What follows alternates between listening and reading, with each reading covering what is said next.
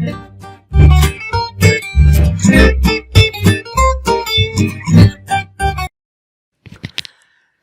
बच्चों आज हम देखेंगे डिपेंडेंसी प्रिजर्वेशन प्रॉपर्टी क्या होती है। एक्चुअली हम ये देख चुके हैं, बट आज एक एग्जांपल लेंगे ताकि ये जो कॉन्सेप्ट है एक बार अच्छे से समझ में आ जाए। क्योंकि जब हमने इसको पढ़ा था तो ये हमने इसका जब थ्योरेटिकल कॉन्सेप्ट पढ़ा था वहाँ पे हो सकता कोई डाउट रह गया हो, तो आज एग्जाम्पल लेंगे या क्वेश्चन लेंगे, उससे क्लियर हो जाएगा।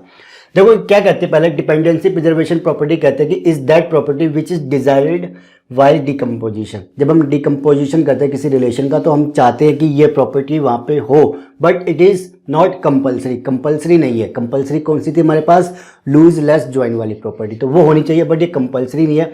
बट अगर ये एग्जिस्ट करती है तो समहाउ हम ये कह सकते हैं कि आने वाली कुछ और मतलब कुछ और प्रॉब्लम्स को समवेयर कम कर देगी, बट नहीं है तो कोई बात नहीं। अब देखो क्या कहता है ये कि एक रिलेशन है R जिसकी फंक्शनल डिपेंडेंसीज हमें गिवन है। अब वो कहता है कि हमने इसको R1 और R2 में कम करा तो R1 की फंक्शनल डिपेंडेंसी कुछ होगी F1 और R2 की फंक्शनल डिपेंडेंसी हमने ली F2।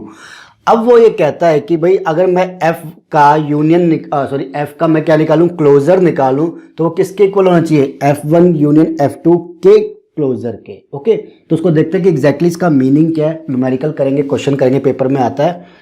देखो ये क्या कहता है कि एक रिलेशन है ABC जिसके अंदर एट्रीब्यूट्स है ABC, रिलेशन है R जिसके अंदर एट्रीब्यूट्स है ABC।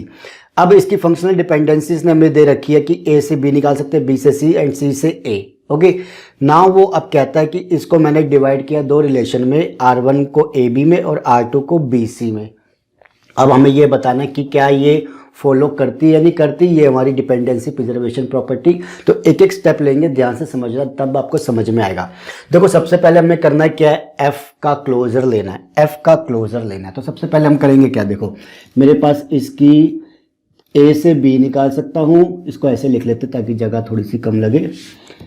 A से B निकाल सकते हैं, B से C और C से A, यही चीज़ है मेरे पास। अब मुझे इसका क्लोजर लेना है तो क्या करूंगा, पहले मैं देखूंगा राइट हैंड साइड में मेरे पास कौन कौन से है, ABC, बट मेरे पास जो रिलेशन है उसके अंदर भी सिर्फ ABC ही है, तो लेफ्ट हैंड साइड में तो लेने लायक कुछ बचा ही नहीं। तो हम क्या करेंगे, एक एक करके सबका क्लोजर लेंगे। तो मैंने A प्लस का लिया, मैंने A का क्लोजर लिया तो A से मुझे A मिलेगा। ठीक है, अब डिपेंडेंसी देखो, A से मुझे A मिल गया और A से मुझे B मिल सकता है दूसरी, और B से मुझे क्या मिल रहा है, C। वेरी गुड, ठीक है, मतलब A मेरी एक तरीके से क्या होगी, कैंडिडेट की होगी। अब आगे चलते हैं, B का क्लोजर लेंगे। B का क्लोजर से बच्चों मुझे क्या मिलेगा, B तो मिलेगा ही मिलेगा, बट साथ ही साथ मुझे देखो अब B से C मिल रहा है और C से A मिलता है, तो ये भी सारे के सारे एट्रीब्यूट्स दे रहा है, यानी कि ये भी मेरी एक कैंडिडेट की हुई।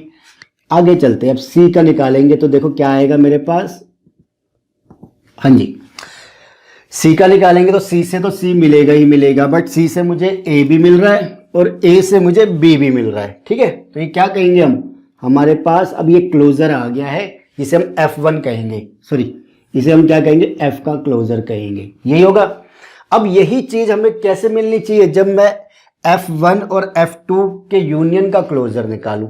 F1 और F2 है कहाँ, पहले तो ये देखेंगे कि F1 और F2 है कहाँ। तो पहले हम क्या करेंगे, हमें पता है F1 एग्जिस्टेंस में करेगा, तो कैसे लेंगे, देखो ध्यान से। अब R1 के लिए लेना है ना, R1 के अंदर कितने हैं, दो एट्रीब्यूट है, A और B, इतना ही है।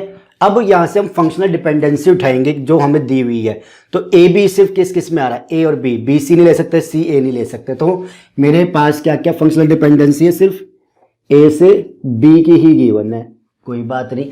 अब देखो कि इनसे मैं और क्या निकाल सकता हूं, A से B तो निकाल लिया, बट B से देखो, B से C मिल रहा है, C से A मिल रहा है। ठीक है, तो यहाँ पे क्या कॉन्सेप्ट आएगा कि आपके पास कि जब आपने यहाँ से ये तो निकाल लिया है, बट इससे कुछ निकाल सकते हो, B से C, C से A, यानी कि मैं B से A निकाल सकता हूँ, A से B मिला, B से A निकाल सकता हूँ, नहीं निकाल सकता, ट्रांजिटिविटी की वजह से निकाल सकते हैं ना, B से C से A, दैट मीन्स B से A निकाल सकते हैं,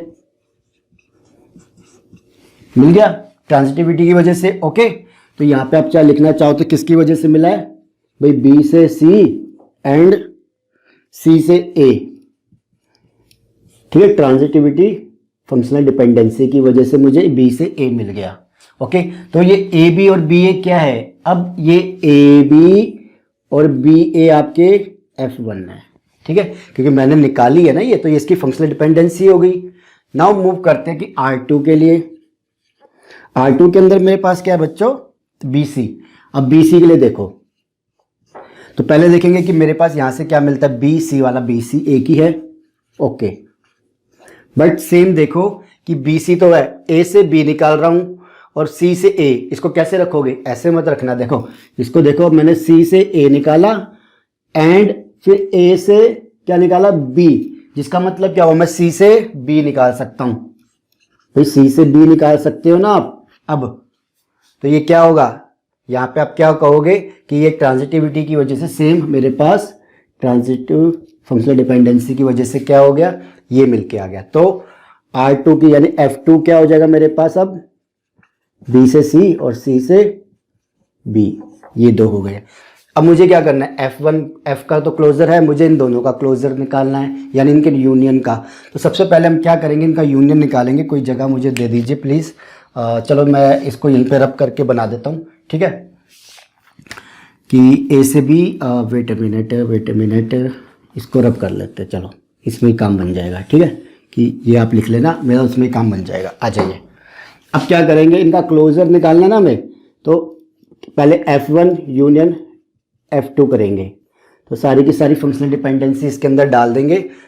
तो पहले अब देखो, हाँ, A से B, ओके, B से A, ओके, देन मुझे क्या मिला, B से C मिला, ओके, एंड C से B मिला, ठीक है। अब कोई और भी चीज मिल रही है कि A से B मिला,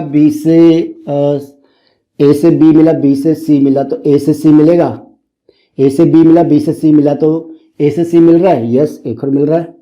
ऐसे अभी और देखते हैं ना, तो B से A मिल रहा है, C से B मिल रहा है, यानी B से मुझे मिला C और C से मिला कुछ और नहीं, ऐसे तो कुछ नहीं है, तो इतना ही रखेंगे, इतनी हो जाएगी, ठीक है।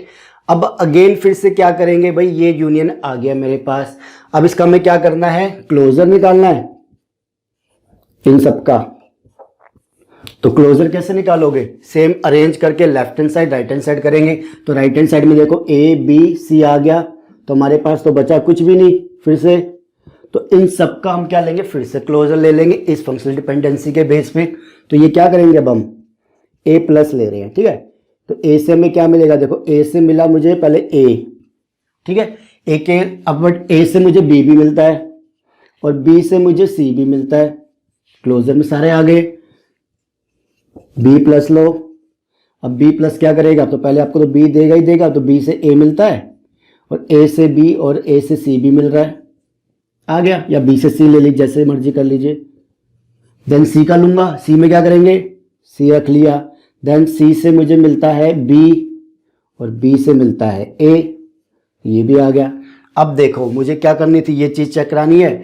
F प्लस क्या है मेरे पास गाइस, ये है F plus F1 union F2, F1 union F2 plus का क्लोजर क्या है, ये क्लोजर क्या मेरे पास ही है, दोनों मैच कर रहे हैं, तो मैं क्या कहूँगा, यस, ये जो है मेरी क्या है, डिपेंडेंसी प्रिजर्वेशन प्रॉपर्टी को मेंटेन करके रखता है, ठीक है। तो ये था आपके पास क्वेश्चन, ठीक है गाइस, ये कर लीजिए। मिलेंगे अगली वीडियो में जहाँ पे हम BCNF डिस्कस करेंगे, या कोई न्यूमेरिकल होगा वो देख लेंगे, कोई बात नहीं, बट मेन है कि BCNF को डिस्कस करना, जो हमारी लिए फोर्थ नॉर्मल फॉर्म कहलाएगी एक तरीके से, बट फोर्थ नॉर्मल फॉर्म अलग है, ये हमारी नेक्स्ट नॉर्मल फॉर्म कहलाएगी, ठीक है। इसे कर लीजिए। वीडियो अच्छी लगे तो like and share, channel subscribe and don't forget to follow the playlist of DBMS। Thank you and take care.